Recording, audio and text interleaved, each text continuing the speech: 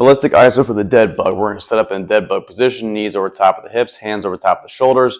We're simply going to contract the abs quickly and then relax quickly. That's all a ballistic ISO is.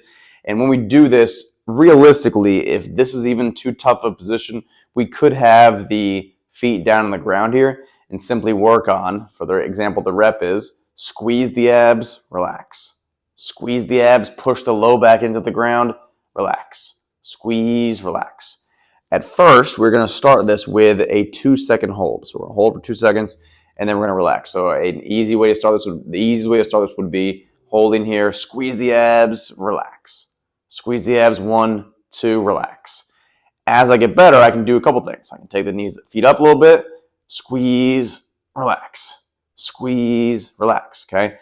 If you're not familiar with the dead bug, obviously try to do this a longer hold at first. So just first and foremost, try to push your low back into the ground here as best you can, flattening that back against the ground as best as possible.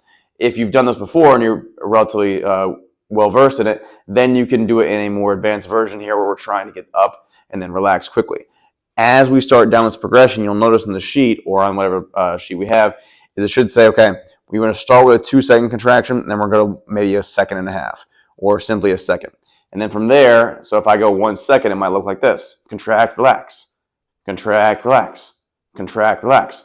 And then finally, we want to get to a point where we're doing it even faster. So the point is simply contract, relax. Contract, relax. Contract, relax. Again, that's trying to make the nervous system under our better control to make sure we have an area that we actually have a good cortical map in, not just a blank space of, hey, I don't really know what's going on here. So our goal is simply better neuromuscular control with that midsection area. Again, the whole goal of the dead bug is to flatten that low back out, squeeze in the midsection as best as possible. This is just simply doing it in a quicker fashion.